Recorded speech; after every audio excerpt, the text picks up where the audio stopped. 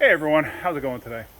So, I want to talk real quick about when you're buying a used car. Customer in particular, in their truck I'm working on, they were looking for a small truck. Okay. Found a couple of, Rangers, Ford Rangers, and Chevy S10s and stuff like that for them out of their price range. Okay. You got to be careful what you buy. So, they wind up buying this Chevy Colorado because they got it cheap. But what is cheap? Seriously, what is cheap? What is inexpensive? And how much does that cheap or inexpensive truck, how much is it going to cost you in the long run? That's the real question. I've said in the past, have somebody look it over. Bring it to a quick loop place so they can throw it on a lift. Even most of the times you can have somebody there take a quick look and give you some kind of a general idea of what's going on with the vehicle. This person has put so much money into this truck since they bought it. They could have probably spent $4,000 more and gotten a much better truck. And they still have this truck to deal with. Now I want to show you something.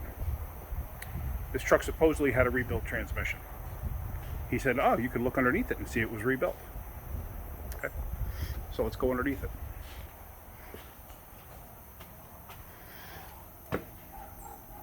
There's the rebuilt transmission.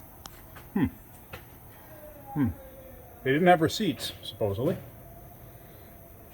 Rebuilt with a rattle can, maybe, because there is overspray from silver paint. And look at that, they even painted the dirt on the transfer case. I mean, I don't know what was done, but I mean, even the drive shaft has paint on it. The tranny cooler lines have paint on it. I mean, if you rebuilt it, why wouldn't you paint it out of the car? That makes absolutely zero sense. Wiring harness up there, everything has paint on it. The engine oil pan has paint on it. Okay, but that's not the biggest problem.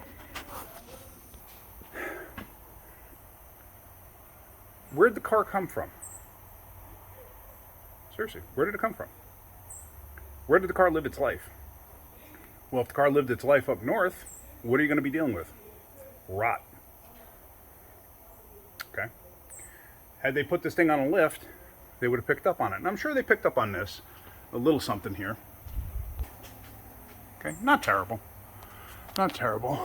But it's there. Whatever. Let's come to this side. Okay. Here's a spring perch.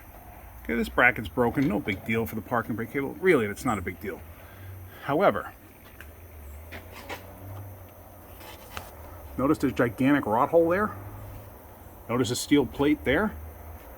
Notice the gigantic rot hole on that side because the frame rail is pretty much gone.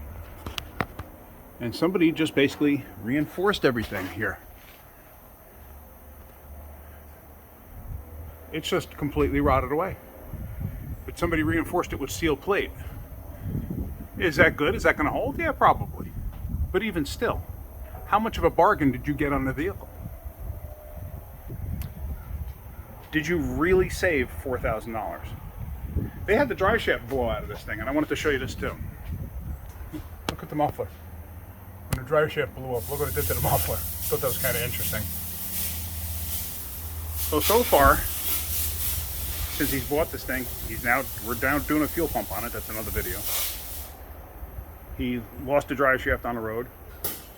He had to have that replaced. I have no idea what that cost. Left front hub bearing went out. He had to have that replaced. He's had brakes done on it. He's had a battery done on it. We got to do a window regulator on it. Doing quite a bit of work to this vehicle. Did you really save any money? No, you didn't. Not saying a good vehicle at a good price is not out there. Just be wary. Be wary. If it sounds too good to be true, it probably is. I will usually check out a car for a customer for nothing. I'll throw it up on a list.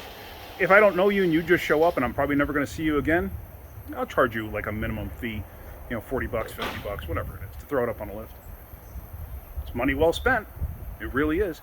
Now, I'm sure. Now, I've said this in the past, and I've had people say, "Oh, but sometimes you can't get it to a mechanic, or they won't let you take it to a mechanic."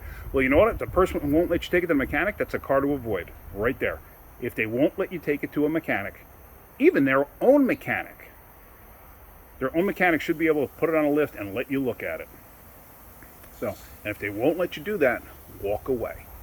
Plain and simple. Unless you're savvy enough to know what you're looking at and you can really get a good feel for the vehicle. But if you're not that savvy and you don't know really what you're looking at, be cautious. All about being cautious. I can't believe how much rot is on that frame rail right there. I mean, somebody put some heavy steel plate in there, but is it really worth it? That's the question. All right. Just made this video just to highlight some things and, you know, keep it safe out there. That's all. Keep yourself safe. Keep your wallet safe. All right. That's about it. Hopefully you got something out of that video. If you did, hit that like button. If you could, please subscribe. All right, guys. Have a great day. Keep wrenching.